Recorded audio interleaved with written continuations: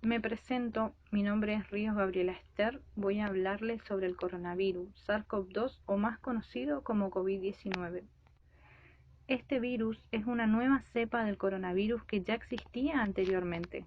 Comenzó en China, en una ciudad llamada Wuhan, con un cuadro de neumonía de caso desconocido al principio, lo cual, al haber tantos casos de personas infectadas en muy poco tiempo, la Organización Mundial de la Salud decidió declararla como pandemia a fines de diciembre del 2019. Este virus se fue extendiendo a nivel mundial en el año 2020. Tiene síntomas muy parecidos a una gripe, como tos seca, fiebre, cansancio. También tiene otros síntomas como dolores de garganta, dolor de cabeza, dolores musculares, pérdida del gusto o pérdida del olfato. La persona infectada con este virus también puede padecer síntomas más graves como dificultad para respirar, falta de aire, pérdida de apetito. O en el caso de las personas embarazadas, puede provocar un parto prematuro. Este virus lo podemos prevenir entre todos, respetando el distanciamiento social, utilizando barbijo, cubreboca, mascarillas, antiparras.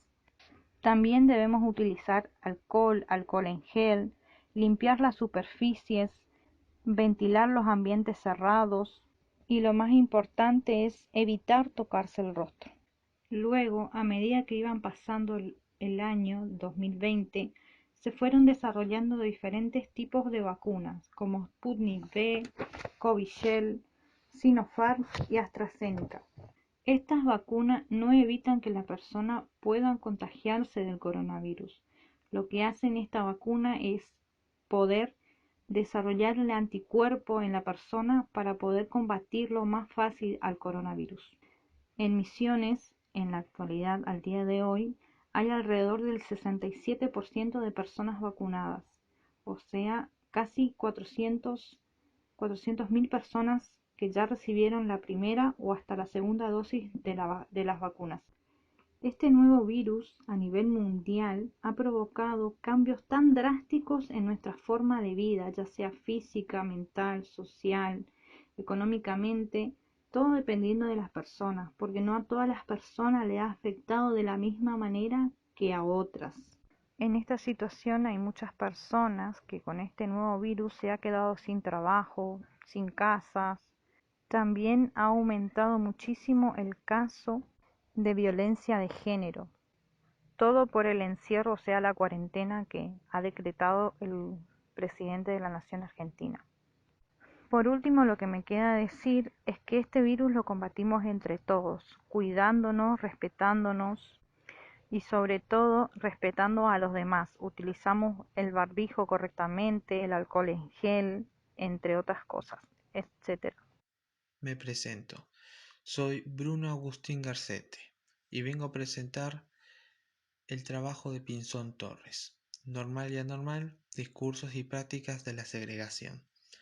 El autor nos comenta en primera instancia sobre las consecuencias que derivan de los discursos de los conceptos normal y anormal. Las consecuencias son las prácticas. Estas prácticas necesitan de los discursos para ser bien vistas por la sociedad, y de esta derivan los tratamientos para la salud mental, las instituciones psiquiátricas, también el psicoterapia o las cirugías estéticas, que corrigen lo que a los ojos de los demás o los propios no es normal. El autor nos habla que estos conceptos tienen un carácter histórico, porque para él estos conceptos presentan una problemática en el siglo XIX, que llevan a elaborar discursos y prácticas de control para que puedan ser legitimadas. Al hablar de estos dos aspectos a considerar de la posición normal-anormal, se dice que precede de ellos en el orden discursivo y que surge de dicho discurso en el orden de la práctica. Para esto se hace una división de dos órdenes para poder explicarlos, que son el discurso como ideología de los desviados y las prácticas y su forma de hacer carne lo discursivo. Torres luego nos comenta sobre el razonamiento que realiza sobre la locura y la discapacidad. La locura en esa época se empezó a ver como algo desviado de lo que en ese entonces se consideraba algo saludable o normal en la vida cotidiana de ese entonces. La locura se consideraba algo relativamente no normal donde la persona no razonaba mentalmente, pierde la razón de sí mismo y cae fuera de sus cabales. En ese entonces, tales personas caían en la locura, por así decirlo, eran separadas de la sociedad para circularlas libremente a pesar de estar excluidos de las personas normales en ese entonces. Por otro lado, la discapacidad en esa época se consideraba como anormal, referido a la forma de cuerpo o también las personas que carecían de bondad, salud, belleza y capacidad. Tan solo con carecer con una de esas características o más de una considerada discapacidad o anormalidad para la persona en ese entonces. Para el tema, el autor llega a las siguientes conclusiones. Desde el fines del siglo XVIII hay muchos discursos de qué es normal y anormal, que proceden fundamentalmente de la medicina y la psiquiatría. Estos discursos encuentran su aval en otros discursos como el jurídico para hacerlos convincentes y no tengan contradicciones. Necesitan una tarjeta de presentación ante la sociedad, que serían las instituciones respetables y aparatos ideológicos para producir y reproducir estos discursos. Todos los discursos son la base para la puesta en práctica para la vida cotidiana. Todo sucede en un ambiente de capitalismo, que es el caldo de cultivo para la aparición de nuevas ramas que estudien y practiquen las normalidades y anormalidades. Vieron, es un ejemplo de lo anormal y lo normal. Lo que en el pasado era algo anormal, hoy en día es bastante normal ver a gente como Flor de la B y Liz Italiani, siendo libres sin restricción a su orientación sexual. Mi nombre es Jimena Brites y voy a hablar sobre el autor Vincent Márquez. No es natural para una sociología en la vida cotidiana. El autor pone en discusión a lo que llamamos natural. Algunas situaciones que vivimos cotidianamente no son necesariamente naturales. Dicen que es bueno y natural esto y aquello, y poder decirles educadamente veamos si es bueno o malo, porque natural no es. Vivimos el día a día por lo que la sociedad, el capitalismo, nuestros tiempos, nuestros gustos y muchas veces el de los demás nos impone. Cómo se desarrolla nuestro día a día dependerá de nuestras circunstancias sociales, dependerá de la época en la que vivimos. Si tomamos como un ejemplo el grupo de sociología de primer año en enfermería del año 2018, cuando lejos estaba la posibilidad de una pandemia mundial, lo que hoy consideramos natural, como ponerse el barbijo para salir a la calle, hace 2 años atrás no estaría ni remotamente cerca de ser lo natural. Pero hoy nuestra realidad es distinta a las vigentes. Tienen gracia, indudablemente. Para mejor y para peor, las cosas podrían ser de otra manera y la vida cotidiana de cada uno podría cambiar. Nosotros elegimos estas 2 imágenes, lo cual en una de ellas interpretamos que en épocas anteriores las mujeres solamente se podían quedar en las casas a realizar los trabajos domésticos, atención a los maridos y a los hijos, como por ejemplo. ¿Por qué? Porque no era bien visto que las mujeres salieran a trabajar. Tampoco se les permitía estudiar una carrera profesional, porque solamente el marido podía llevar el sustento a sus familias. En la segunda imagen observamos cómo los tiempos fueron cambiando y las mujeres también. Pudieron tener su igualdad de género. Les permitió poder formarse profesionalmente e incluso trabajar a la par del hombre y poder colaborar a los gastos del hogar. La mujer se volvió independiente. A través de estas imágenes manifestamos la normalidad de las sociedades. Una mujer en épocas antiguas se dedicaba solamente a los quehaceres domésticos, a sus hijos, al esposo. Dependía económicamente de él. Hoy en día la mujer puede salir a trabajar sin ningún impedimento. La mujer es independiente.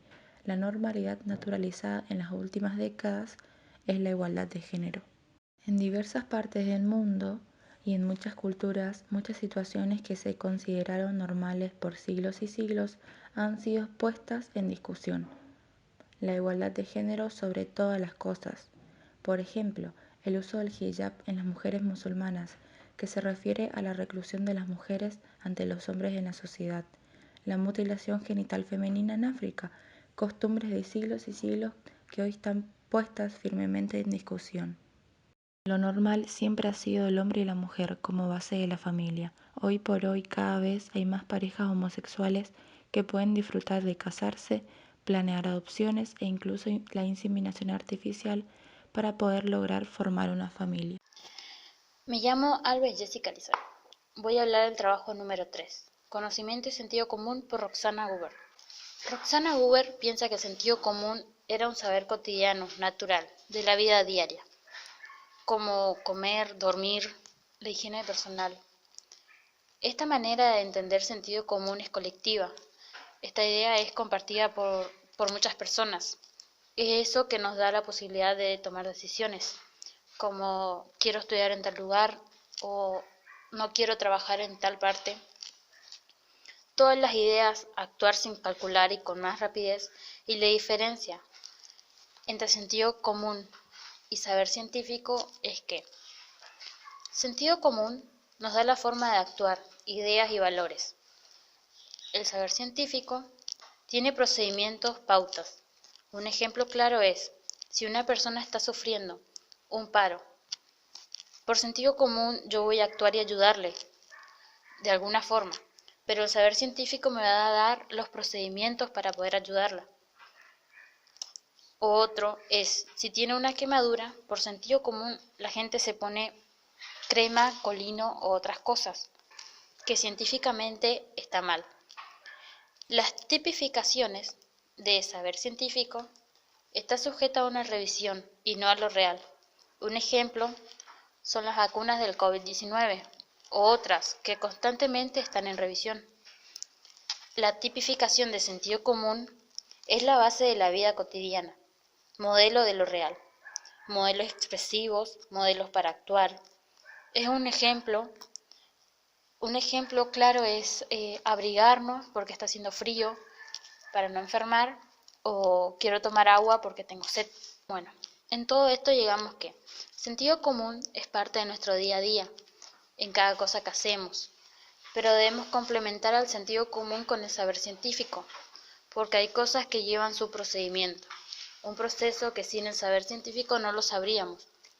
No solo por estudiar tanto perderemos el sentido común, sino que hay que equilibrarlo, complementar uno con otro.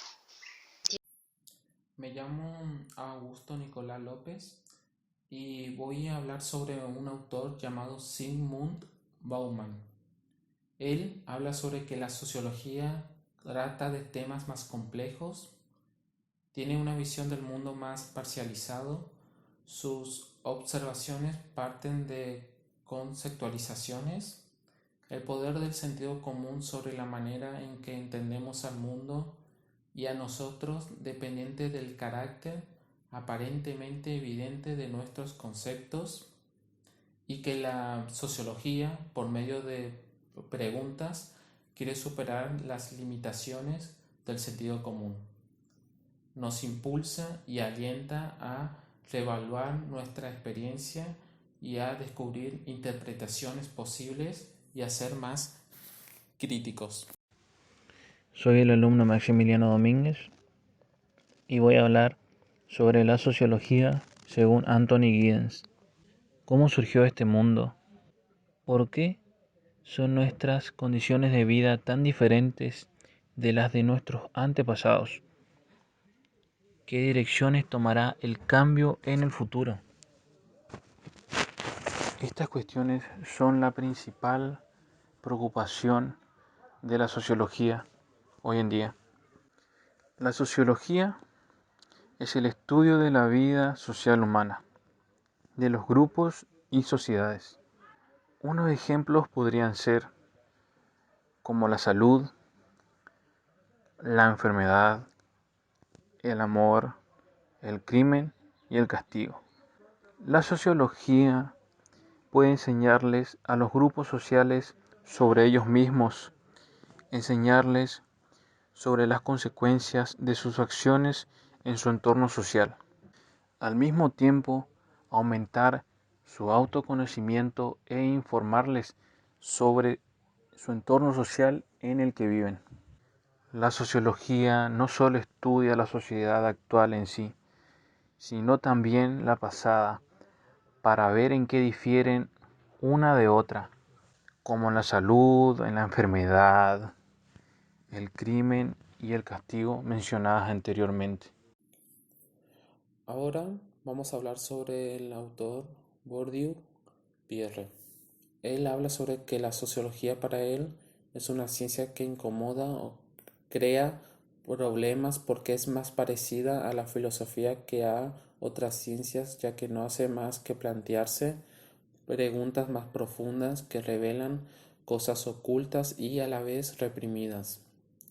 Según él, la sociología tiene una particularidad respecto a otros campos del conocimiento, la cual es que tiene campos de lucha, no solo de clases, sino que también en el campo científico, donde dentro de estas clases el sociólogo ocupa una posición tanto como propietario de un capital económico y cultural que está relacionado con el subcampo de la sociología. También habla sobre las relaciones en común de la sociología con otras ciencias, las cuales son los individuos y la sociedad, que existen dos formas inseparables. Por un lado, las intuiciones y por otro lado, las formas de ser o de actuar del individuo. Mi nombre es Navarro Ana Lourdes. Voy a presentar el trabajo práctico número 5 de Émile Durkheim, las reglas del método sociológico. Se debe tener un objeto de estudio específico, considerar a los hechos sociales como cosas y se debe respetar y aplicar un método objetivo científico. Para Durkheim, los hechos sociales son las maneras de obrar, sentir y vivir exteriores al individuo. Comer, dormir, razonar no son hechos sociales, sino se confundiría con otras ciencias. Los hechos sociales son coercitivos, porque están impuestos por la sociedad y todos debemos cumplirlos. Cuando no cumplimos estos hechos sociales, puede haber un castigo, como por ejemplo la cárcel. Los tipos de hechos sociales pueden ser instituciones, todos aquellos hechos, creencias y modos de conducta instituidos por la colectividad. Morfológicos o anatómicos, maneras de ser que forman la sociedad. Los corrientes de opinión o moda, diferentes a los ya impuestos y no suelen durar mucho. Son ejemplos de hechos sociales las protestas en las que participan ciudadanos para apoyar a otros. Esto surge de una persona y pueden llegar a terminar en actos de violencia. La crisis económica que afecta de manera drástica a la gente. La violencia urbana en distintos países. Y voy a hablar sobre lo que el autor entiende o dice que es la sociología. Él dice que la sociología es una ciencia que pretende entenderla a través de la interpretación de la acción social de cada individuo con el sentido subjetivo, para tratar casualmente en su desarrollo y en sus efectos. Luego, por sentido, el autor entiende que es una acción de hechos construidos con un tipo ideal con actores de ese carácter. Es decir, que se trata de un sentido objetivamente justo o de un sentido verdaderamente fundado. La comprensión de un sentido actual es a través de la acción, es decir, que nosotros comprendemos de un modo único a la que entendemos cuando alguien está pensando o argumentando algo. Se hace a través de proposiciones como por ejemplo 2 por 2 es 4, o a través de lo que oímos, de lo que pensamos o de lo que leemos. Esta comprensión puede ser racional o irracional, ya que entendemos que la acción es una conducta única humana. Es como dice el autor, que la acción es una orientación significativa que podemos comprender la propia conducta del ser humano. Por otro lado, la acción social es una acción en donde se da con el sentido mentado que está referido a las conductas de otras personas o a las acciones de otras personas, a las cuales pueden ser pasadas, presentes o esperadas como futuras. En esta acción social podemos diferenciar 4 tipos: racional de acuerdo a un fin, racional de acuerdo a valores, acción tradicional o acción afectiva. Como por ejemplo, la racional de acuerdo a un fin es alcanzar un estudio a mediado o a largo plazo, o como por ejemplo nosotros en la carrera de licenciatura en enfermería, alcanzar nuestro título de licenciado. La racional de acuerdo a los valores es la que nos impulsa a nosotros a seguir una costumbre, como puede ser una religión, una creencia o escuchar la palabra de Dios, entre otras cosas. Después tenemos la acción tradicional, que son los hábitos que nosotros aprendemos en nuestra casa al llegar a un lugar y saludar a todos, como por ejemplo. La acción afectiva es cuando nosotros tenemos una sorpresa, o sea que nos dan una sorpresa y a nosotros nos gusta, como por ejemplo, nos sacamos una buena nota en anatomía. Eso para nosotros es una acción afectiva porque estamos agradecidos de haber sacado esa buena nota. Y por último tenemos lo que es la relación social, lo que se entiende por una conducta plural de varios individuos, es decir, que consiste plena y exclusivamente en cómo va a actuar socialmente ese grupo de individuos. Voy a presentar el trabajo práctico número 6 de Fernando Trejo Martínez. Enfermería y las ciencias sociales, un enfoque diferente o una necesidad para entender el cuidado. La relación entre las ciencias sociales y las ciencias biológicas es que ambas cumplen un papel fundamental para la enfermería, porque no solo se debe considerar la enfermedad o la dolencia del sujeto de cuidado, se debe considerar a la persona en todo su contexto. Son las ciencias sociales las que han ampliado la visión sobre el comportamiento humano. Nos da un enfoque de la persona más allá de una entidad biológica, sino como un ser integral con percepciones, angustias, miedos o emociones. Grandes enfermeras han utilizado aportes de las ciencias sociales para el desarrollo de las teorías de enfermería que hoy estudiamos. Madeline Leininger sostiene que para dar cuidado es necesario tomar en cuenta al individuo en todo su contexto, respetar ese contexto y ofrecerle cuidado acorde a ese contexto. Por ejemplo, madres indígenas en misiones, que se le debe considerar sus creencias para poder darle un mejor cuidado. Por ejemplo, Dorotea Orem, que tiene mucho que ver con el humanismo. El humanismo refiere a todo lo que el hombre hace y a sus acciones. Esta enfermera sostiene que las personas realizan acciones encaminadas a preservar su salud, alimentarse de una manera adecuada, dormir, descansar, hacer ejercicio. Mi nombre es Navarro Ana Lourdes, voy a presentar el trabajo práctico número 6, la enfermería, una breve aproximación sociológica, de Monte Jiménez Francisco. Primero, el autor divide su exposición en 3 partes. La enfermería en el entorno social, los usuarios, que son los pacientes y potenciales clientes, las organizaciones mediáticas, TV, radio, cine. La sociedad desconoce la realidad de la enfermería, ha llegado a dar una imagen vulgarizada de ella. La enfermería es presentada de forma que incluso nos denigra.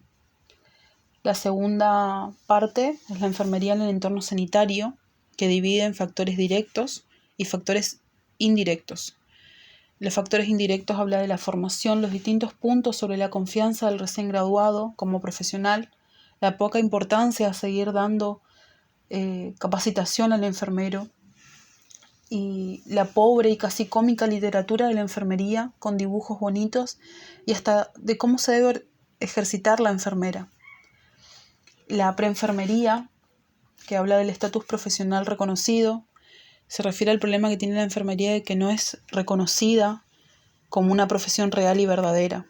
Definición exacta del rol de la enfermería en la sociedad no está bien definido el papel de la enfermería. Las responsabilidades en la enfermería. Después la enfermería profesional, la desilusión profesional. Todos los valores que como estudiantes de enfermería vamos adquiriendo mientras estudiamos se ven complicados con la burocracia del mundo laboral. El modelo de enfermero como persona culta y profesional competente. La productividad. La enfermería no es productiva como lo son los médicos. La envidia y el peloteo. El autor llama a la envidia que envuelve a la enfermería como una enfermedad, un virus que se adueña de otros profesionales que no avanzan ni dejan avanzar. Factores indirectos, que habla sobre todo de la influencia negativa de la medicina en la enfermería. Para finalizar, sabemos que cada paso que damos puede generar un cambio y agradecer a los que estuvieron mucho